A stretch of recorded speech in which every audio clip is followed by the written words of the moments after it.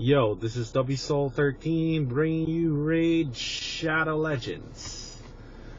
Alright, man. Alright, give blood, yo. Give blood, give hope.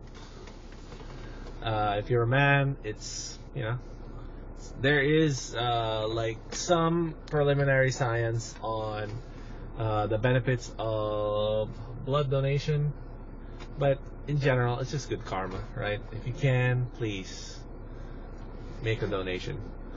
Why are we here? So we're here because we want to talk about Gnishak. So Gnishak Verminlord is a very unique fusion that they've done, and I want to go straight to it today. One, because I want to keep the videos a little bit shorter, but at the same time also I want to emphasize that he is a must fuse. Like, you have to fuse it. And the reason why is, I understand if some people can't fuse him, like they're earlier in their accounts, and there's a good chance if you're early in your account, he won't pay off until much later.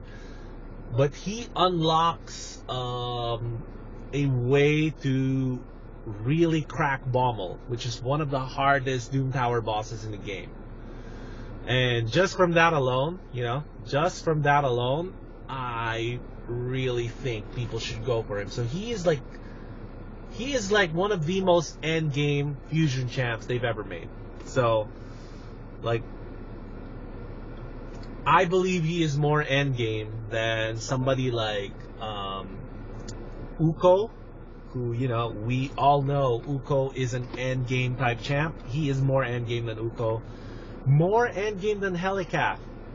And the reason why is because Helicath has many variations of champs that you can get even at Epic. So double Man-Eater comps, even budget Man-Eater. But no, not so much budget Man-Eater, because that is hard to scale the 1 key. So for end game for clan boss, you really do want to be able to scale the 1 key. But the Mytha scales the 1 key, double Man-Eater scales the 1 key, right? So, I feel like even though Helicath is categorically the best fusion they've ever done, it's very hard to argue against that. I believe Helicath is the best fusion they've ever done. Gnishak, for the one thing he does that's really, really good, he can do a lot of things. We'll go through his kit right now. He can do a lot of things, but the one thing he does is really, really good is the best available in the game right now, and that's killing Bommel, right? So he is the best at killing Bommel right now. So he does the one thing, right? So this would be like getting Sisha for spiders, or this would be like getting Theodore for this is like getting Theodore for Ice Golem and Dragons. More for Dragons than Ice Golem, really. Dragons 25. Let's go through the kit real quick. Why is he so good? So you attack 3 times at random. Each hit has a 40% chance of placing a bomb debuff for 2 turns, right? So you can buff this up to, I think, 50%, and then if I'm not mistaken here, this should work with Sniper, right? I think this will work with Sniper. Anyways, max HP is equal to higher than 200,000 will deal double the damage. So the bombs from this hits hard, right? Keep that in mind. So the comp makes Gnishak do a bunch of A1s. So from ally attacks, you can probably do it with counter attacks as well. Stuff like that, right? Next, attacks all enemies, 75% chance of a decreased attack. And also, that books up to 100%, 3-turn cooldown. Chance of decreasing detonation counter of all bomb debuffs by 1 turn. Increases duration of all poison debuffs by 1 turn. Okay, so it's a debuff extension on your poisons, which is good. Decrease attack is good for early clan boss, right? So early clan boss builds will want something like Gnishak, and Gnishak does bring poisons as well. We'll go through that part. But so he does have this scalable niche poisoner role thing that you can do for clan boss. But really, he is endgame for Bommel. So if you're getting him because you need a poisoner for clan boss, great. right? So that kind of like just adds to the thing, right? Attacks all enemies. 70% chance of placing a 2 bomb debuffs, plus you get an extra turn. So the thing with Bommel is I think you're turning this A2 off. You are turning this A2 off. Yes, I'm pretty sure about that. Because you want to get this extra turn and then you do straight to the A1, so you get another few bombs on the boss. And I think once you get the 7 or 8 bomb debuffs on the boss, you just instantly kill him at hard 90. So it's scalable up to hard 90. It's a speed farm, scalable up to hard 90. And of course, if it's a speed farm, you could grind it out. If this is something that you're stuck in, like grinding out Templar for Bommel is not the most it's not the most fun thing to do. It's possible. I've done it. That's what I did for my Doom Tower clear. But grinding that out was not fun. This allows you to grind it out way easier, right? And yeah, it does a double damage thing for the bosses. And every time you put a bomb debuff that is removed. Wait, every time a bomb debuff places these buffs, it turns into poisons. Wow, that is strong. Interesting. So yeah, he becomes quite a poisoner, I guess, for clan boss, right? Because all his bomb debuffs turn into poisons, and these debuffs are protected. Well, that doesn't really matter for clan boss, so that's not really a thing. And attack all battles is great because bombs, if you don't know, scales off entirely off of attack, right? No crit damage, right? No crit rate is not really that, right? Do you need crit rate? I don't think you need crit rate. Anyways, that part doesn't matter because like bombs are kind of this obscure thing. If you really want to learn more about bombs, go ahead, knock yourself out. Go in there and see what you need to do. So when we talk about a classical fusion like this, we gotta go through the epics because if you can't get Gnishak, one of these epics is somebody you will want to go for, right? So let's go through them really quick. Okay, first one is Aishma. He attack champ. What does this guy do? Twice each hit has a 20% chance of poison. Goes up to 30% chance. So that's pretty low. It's a double hitter, but it's pretty low. Attacks all enemies. Can put a big version of weaken. All right. And then attacks all enemies has a chance of decreasing the duration of all enemy buffs by 1 turn. Increasing duration of all enemy debuffs by 1 turn. So it's a debuff extension. I mean, it's not great, but it's not bad. Heals the champion 3% whenever an enemy receives damage from a poison debuff. So built-in sustain, poison for clan boss. I'm pretty sure not one of the top poisoners for clan boss, but does bring weaken, does bring that debuff extension. So it's not bad, but it's not great. I wouldn't go out of my way for that one, right? That would be like so far at the bottom of the tier. So Endalia, what does this lady do? It's an HP champ with a provoke on the A1. Provoke on the A1 is not great, but it's not bad either. This is a decrease attack on the A2 that books down to 3 turns. That's what you want. 3 turn, 2 turn, 3 turn cooldown, 2 turn duration, 100% chance to place. That's good for clan boss. And then finally, counter attacks when attacked by enemies under decrease attack, and then you get a 3 turn cooldown, books down to 0. Accuracy or all battles. This is a great decrease attack champ for clan boss, I think, because you get that free counter attack every turn. I mean, if she is the stun target and you can find a way to take the stun off, yeah, or put block debuff on, yeah, I think it works out pretty good. So I like this champ for clan boss. Yeah, if you need a decrease attack for clan boss, decrease attack. If you don't know this and you're a new player watching this and you're like, okay, what is decrease attack? Why is it such a big deal? Decrease attack is the only role in the early game. For my top 7 roles in the game, you'll have to look it up in Reddit. It's the only role that you need to get lucky for. So this removes the luck factor for it. I think she is decent enough to be a decrease attack champ for clan boss. So far that would be the top draw right now. Let's see what the others do. 2 hits, ignore shield. Okay. Attacks all enemies, strengthen buff. Strengthen is good. What's this one? Okay, this is an ally attack. 2 random allies attack single enemy. will always use the default skills extra turn if an enemy is killed. 4 turn cooldown. Okay, 4 turn cooldown, not so great. Counter attacks when hit under strengthened buff placed by the champ. I wish these things were just any strengthened buff. Like, you know, why restrict it to the strengthened placed by the champ, right? 2 turn duration, 3 turn cooldown. I mean, you know, again, this does have a little bit of a clan boss feel to it, right? So as long as you prioritize the strengthen, you'll always have strengthen up.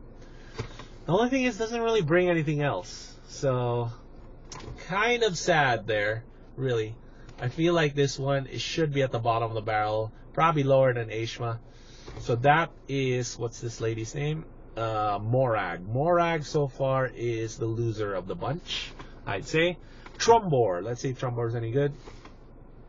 A1 is Weaken and Leech. First hit has Weaken. Second hit has Leech. Alright, this is great for Clan Boss, obviously. And it's a 40% chance, right? 30% chance, 30% chance, books up to 40. That is not bad. That is pretty good. Attacks all enemies, removes 1 random debuff from all allies before attacking. Alright, so this is a cleanse. Damage increased by 5 for each debuff removed. Ooh. Oh, this is interesting. Very interesting. So I feel like there is a speed tune here for Clan Boss that you can do, where he will like cleanse you from the decreased speed buff. I mean, you know, I think it's there, right? And then the other one is places a 50% ally protection buff on all allies except this champ. Okay, so it's an ally protect champ. 4 turn cooldown though, darn.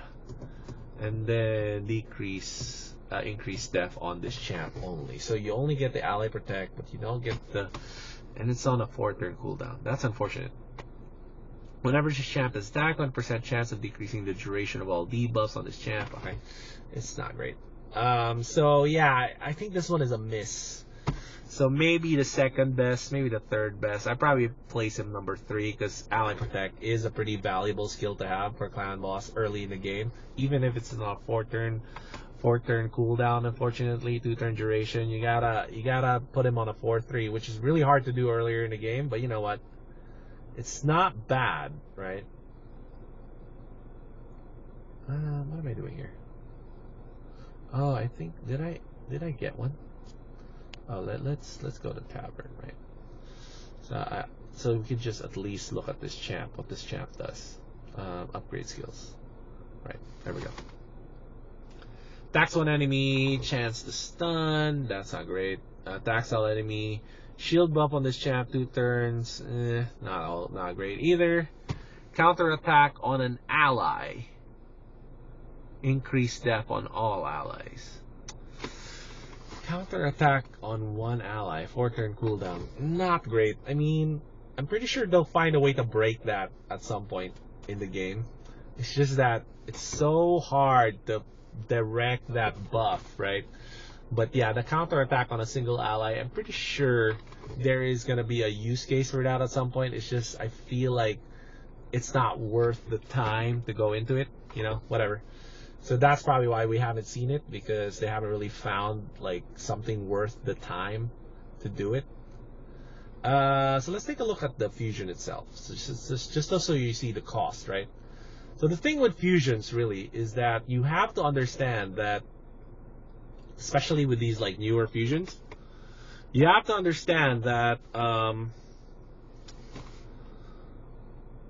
you have to do all the events almost for a fusion like this. You really do, unless you do the did they give one of the epics away? Oh, and Dahlia is being given away. Oh, and Dahlia, why in Dahlia? Is she the best one? This is the decrease attack champ, right? I don't know about that. I might get her just so I have insurance in case I can't do all the events. I might actually go for Endalia. We'll do the summon rush right now. So it's 1, 2, 3, 4, 5, 6, 7, 8, 9, 10, 11, 12, 13, 14, 15. Why is it 15, not 16? So one of these champ training events must have the champ training event must have 2 of them, maybe. That's what I'm thinking. Did they clarify or no? I don't really see it being clarified here. Alright, so summon rush. Oh, you know what? I forgot to check if there's a champ chase. There should be a champ chase. Champ training. Summon rush. No champ chase. Am I blind? What am I missing here? Blah blah blah blah blah. Classic arena takedown. No champ chase? It's like there isn't a champ chase for this one. So we're doing one. Oh, and it's probably gonna be a protracted timeline, huh? Anyways, that's fine. That's great. Let's go to the summon event, because the summon event is extra juicy. Extra juicy. So, like, this might be one of the few times I recommend you go for Void Shards instead of Sacred Shards, even if you can't get this 110. So forget about this 110 guy. That's ridiculous. This guy's ridiculous. Let's go through him real quick. I wouldn't spend 110 for this guy. So he is, what, some kind of damage dealer for Arena? Yeah, I feel like he's not worth 110 the way he currently is right now. But I don't know. Maybe he'll get a buff down the line, whatever. They'll figure something out. I'm not a fan. I wouldn't pull for this guy, right? But, big but. Void Shards, you have a chance to get Seer. Holy crap, bro. Holy crap. Seer is probably the best epic in the game. Like, I'm struggling to find an epic that's better than Seer. Seer is probably the best epic in the game. Hands down, no epic comes close. And the reason why is because she unlocks speedruns, 1. 2, well, because of this, like Karma Burn. You already know how it works. If you don't know how it works, look it up. It's like one of the most discussed and like studied mechanic in the game, even though Seer is literally the only champ that has this mechanic, or have they given this to a legendary now? Either way, Seer clears Doom Tower waves, right? So you go all the way up to 119. Any Doom Tower version, Seer can clear that for you. And then secondly, you get speedruns, right? So primarily speedruns, maybe. It depends really where you're at in the game. If you're like a progressing player, you will most likely primarily use Seer to get through Doom Tower, right? Because clearing Doom Tower, I think, is one of the hallmarks of Raid. Like, if you clear all 3 versions of Doom Tower on the hard, that puts you in like the upper echelon of Raid players. And frankly, it's a great puzzle to try to solve, right? It really is a fun puzzle to try to solve. And Seer, it's kind of like cheating in a way, because she solves the puzzle instantaneously, right? So you just need to make sure she's alive, you have enough buffs, you have enough stats, and it just works. Flip side is, if you go to Sacred Shards, which isn't bad either, you do get Cornelia, right? So Cornelia has been exposed as one of the best solo champs in the game, right? So they just put a video out, YST and Hell Hades, I think, or what's the other name? Chosen. Put out a video on that. But really, I think the star here is Allure. Allure is another amazing epic that, at her one niche, which is Fire Knight, right? This A1 is great for Fire Knight. She's the best at. There's nobody that comes close to what she does for Fire Knight. And also, this does have some good things that you can do for Dark Bay as well, if you want to lock down the Dark Bay boss. Allure is almost always required for those comps to work. So, that being said, which way am I going to go? I already have Seer, so obviously I'm not touching my Void Shards. So I might touch my Sacred for this one, but how many though? How many do I need to open to get everything I need for this particular event? So I do want Gnishak for my account, mainly because I feel like Gnishak really helps me fine-tune some of my endgame teams, right? So she's definitely going to my Bomul team. I'm going to build that speedrun Bomul team.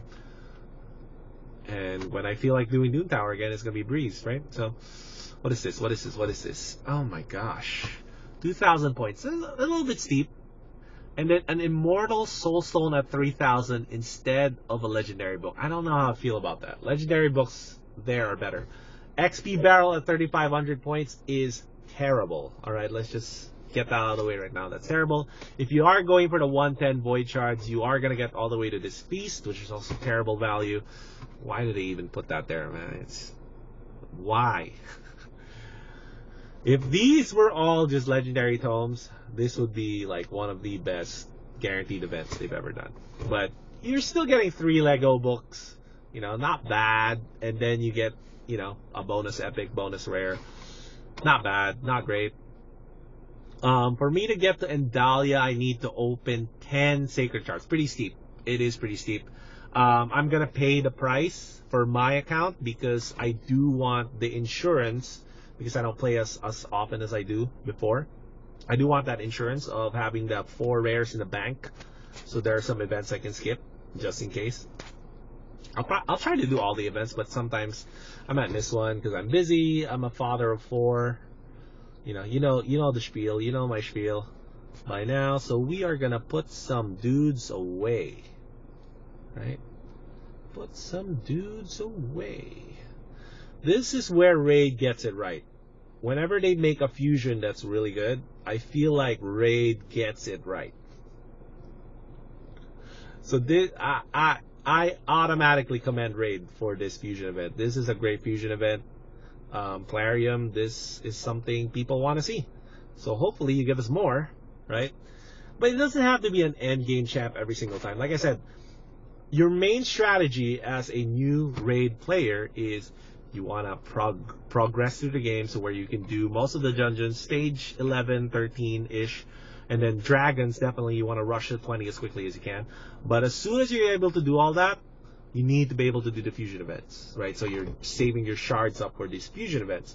So for a lot of people, I don't need to open 10 sacreds for this one, right? So I could do 8, and then I can finish it off with mystery shards. I can grab that extra Lego book. So that saves me, I think, 3 sacreds if I want to get that Lego book at 5,400. So I can probably open 8 right here and then just blow my mystery shards, right?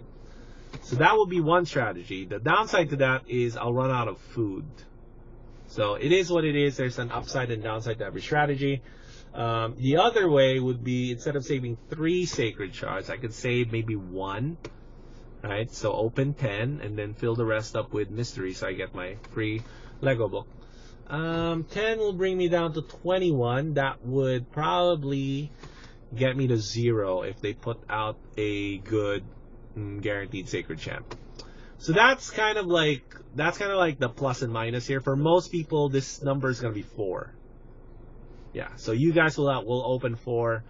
I'm going to open 10. I think I'll open 10. Maybe 9. 9 or 10. Let's do 10. We're going to do 10 right now. Yeah, I don't have as much time as I used to play this game. I'm really here more to mentor people now. So if you're like in search of mentorship for Raid, you know, I'm your guy. Message me on Reddit. I'm on there a lot. You can message me here. You can comment here, and I'll try to help you out as best as I can. Wooji. Not great. Not a great epic.